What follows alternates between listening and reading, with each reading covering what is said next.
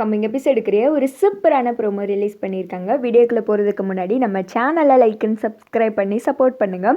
Video வந்துட்டு பரவாயில்ல, இன்ட்ரெஸ்டிங்காகவே போய்கிட்டு இருக்கு. அதாவது என்னடா இது, ஒரு திக்கம் ஹீரோ அடி வாங்குறாரு, இன்னொரு திக்கம் ஹீரோயினி அடி வாங்கிட்டு இருக்காங்க. வில்லிகள் அட்டகாசம் தாங்க முடியலை, இந்த குசுத்தொல்லை தாங்க முடியலன்ற மாதிரி அதுக்கு வந்துட்டு மருந்தடிச்சு விட்டாங்கன்னு தான் சொல்லணும். ஐஸ்வர்யாவுக்கு பாடையை கை கூட்டிட்டாங்க. ஃபஸ்ட்டு வந்துட்டு நம்ம கார்த்தியும் கீதா வந்துட்டு பிளான் போடுறாங்க. சார் நீங்கள் கவலைப்படாதீங்க, எப்படி அந்த ஐஸ்வர்யா வாயால் நான் எல்லா உண்மையை வர வைக்கிறேன் அப்படின்ற மாதிரி வந்துட்டு கீதா சொல்கிறாங்க.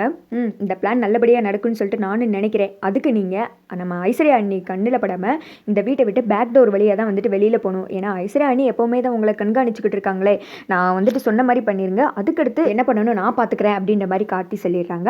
அது மாதிரியே வந்துட்டு கீதா யாருக்கும் தெரியாமல் நைஸாக வெளியில் போயிடுறாங்க. கார்த்தியும் கீதாவும் ஒரு இடத்துல தான் காரில் இருந்துக்கிட்டே கார்த்தி வந்துட்டு நம்ம அபிராமி கால் பண்ணுறாங்க. அம்மா ஒரு முக்கியமான விஷயம் அப்படின்ற மாதிரி சொல்லுப்பா கார்த்தி, என்னாச்சு அப்படின்ற மாதிரி கேட்க, தீபா கிடச்சிட்டாங்கம்மா அப்படின்ற மாதிரி சொன்னது அபிராமிக்கா ஆனந்த தாண்டவம் மாறுறாங்க. என்ன கார்த்தி சொல்கிற, தீபா கிடச்சிட்டாளா, இது எவ்வளோ பெரிய நல்ல விஷயம் தெரியுமா, உடனே என் மருமகளை என்கிட்ட கூட்டிகிட்டு வாப்பா, அவளை பார்க்கணுன்னு என் மனசுலாம் துடிக்குது அப்படி இப்படின்னு சொல்லிட்டு அபிராமி வந்துட்டு சந்தோஷத்தில் ஊஞ்சலாட, இந்த திக்கை வந்துட்டு சரிம்மா நான் உடனே இப்போ வீட்டுக்கு தான் வந்துட்டு இருக்கேன், நீங்கள் எல்லாருக்கிட்டே விஷயத்தை சொல்லிடுங்க அப்படின்னு சொல்லிட்டு கார்த்தி சொல்லிட்டு ஃபோனை கட் பண்ணதுமே இந்த திக்கை கீதா கிட்ட சொல்கிறாங்க. அவங்க எல்லாம் ரெடியாக இருப்பாங்க, நான் சொன்னதில் யாவுக்கு இருக்குல்ல, நம்ம போய் வந்துட்டு அது மாதிரியே வந்துட்டு பிளானை பண்ணலாம் அப்படின்ற மாதிரி சொல்ல, சார் நான் பக்கா ரெடியாக இருக்கேன் அப்படின்ற மாதிரி வந்துட்டு கீதா சொல்லிடுறாங்க. அடுத்து வண்டி எடுத்துகிட்டு வந்துட்டு ஸ்ட்ரெயிட்டாக வீட்டுக்கு போகிறாங்க. அங்கே வந்துட்டு நம்ம எதிர்பார்த்ததா அபிராமி வந்துட்டு எல்லாருக்கிட்டே அனௌன்ஸ்மெண்ட் பண்ணி ரெடியாக வச்சுருக்காங்க. தீபாவை பார்த்ததுமே எல்லாருமே வந்து ரொம்ப சந்தோஷப்படுறாங்க. ஆனால் இந்த திக்கா ஐஸ்வர்யாக்கா பக்குன்னு தலையில நெஞ்சிலே அடிச்சுக்கிட்டு அழுகாத உரதான், ஐயோ என்னடா இவ கிடைக்கவே மாட்டான்னு நினச்சிட்டு இருக்கோம், அந்த துங்காவை நம்பினதே வந்துட்டு வேஸ்ட் ஆகிடுச்சே, கடைசியில் வீட்டுக்கே அந்த கார்த்தி கூட்டிகிட்டு வந்துட்டானே, எப்படி கூட்டிகிட்டு வந்திருப்பான், அந்த துங்கா ஒன்றுத்துக்கு பிரயோஜனம் இல்லை, இவனால் வாய் மட்டும்தான் பேசுவான், இப்போ பாரு ஐயோ வந்துட்டாலே நம்மளை சொல்லிடுவாள், இப்போ ஐயோ போச்சு நம்மளை வீட்டை விட்டு இப்போ வெளியில் அனுப்பிச்சிருவாங்க அப்படின்னு சொல்லிட்டு பயங்கரமாக வந்துட்டு ஐஸ்வர்யா பயந்துட்டு இருக்கு. அது மாதிரியே வந்துட்டு தீபா வரும்போதே வந்துட்டு ஐஸ்வர்யாவை பார்த்து ஒரு லுக்கோடே வர்றாங்க. ஏன்னா இவங்க பிளான் இதுதானே, ஐஸ்வர்யா வாயிலேருந்து உண்மை வர வைக்கணும். அப்புறமேட்டு அபிராமி வந்துட்டு வாமா தீபா அப்படின்னு சொல்லிட்டு கூட்டு போய் வந்துட்டு பக்கத்தில் உட்கார வைக்கிறாங்க. எப்படிமா இருக்கா, நல்லா இருக்கல, அடிபட்டிருக்கேம்மா, இப்போ எப்படி இருக்குது, நீ இல்லாமல் வீடா இல்லைம்மா அப்படின்னு சொல்லிட்டு ஆளுக்கு வந்துட்டு விசாரிக்க இந்த திக்கா வந்துட்டு மீனாட்சி சொல்கிறாங்க.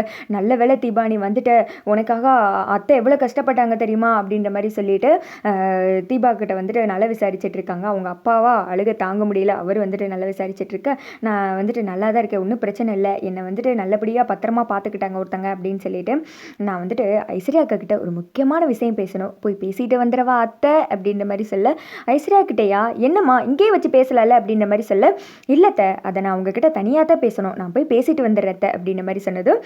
கீதாவும் கார்த்தி ஒருத்தங்க பார்த்துக்கிறாங்க. கார்த்தி வந்துட்டு அமைதியாக இருக்காரு. கீதா வந்துட்டு ஐஸ்வர்யா கிட்ட வந்துட்டு போலாமா ஐஸ்வர்யா அக்கா அப்படின்னு சொன்னதும், என்கிட்டயா, அப்படி என்ன பேசணும் தீபா அப்படின்ற மாதிரி வந்துட்டு ஒரு மாதிரி எச்சி முழுங்கிட்டு பயத்திலே பேசிகிட்டு இருக்க, உங்ககிட்ட தான், அதை உள்ளேயே போய் பேசலாம், உள்ளே வாங்க அப்படின்னு சொல்லிட்டு உள்ளே போக போச்சு நம்ம மாட்டிக்கிட்டு அவ்வளோதான், இதோட நமக்கு அவ்வளோதான், பாடையை கட்டிட்டாங்க அப்படின்னு சொல்லிட்டு ஐஸ்வர்யா பயத்திலே வந்துட்டு போகிறாங்க.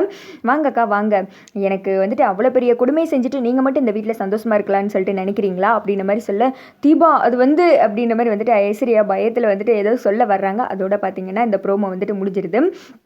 பரவாயில்ல, எப்படியோ வந்துட்டு டேரக்டர் ஒரு வழியாக வந்துட்டு ஸ்டோரியை கொண்டு போகிறாங்கன்னு தான் சொல்லணும். ஒருவேளை சப்போஸ் இப்போ வந்துட்டு இவ்வளோ தூரம் கார்த்தியும் கீதாவும் இறங்கி வேலை செஞ்சுருக்காங்கன்னா ஐஸ்வர்யாவோட மேட்ரு வெளியில் வரப்போகுது அப்படின்ற மாதிரி தான் தெரியுது. ஏன்னா எதுக்காக இப்படி தீபாவா ஆக்ட் பண்ண வச்ச அப்படின்ற மாதிரி எல்லாம் கொஸ்டின் மார்க் வரும்ல, அதுக்காக ஐஸ்வர்யாவோட அந்த கெட்ட விஷயம் வந்துட்டு வெளியில் வரப்போகுது போல். அதுக்கடுத்து ஐஸ்வர்யாவும் துங்காவும் செஞ்சுக்கிட்டு மறுபடியும் தீபாவையும் காட்டியும் பழி வாங்குறதுக்கு ஏதாவது பண்ணலாம். இந்த மாதிரி தான் வந்துட்டு ஸ்டோரி போகிறதுக்கு வாய்ப்பு இருக்குது. பட் பாடுறதுக்கு தீபா கண்டிப்பாக வருவாங்க சொல்லிட்டு நான் நினைக்கிறேன். நீங்கள் என்ன நினைக்கிறீங்க? கமெண்ட்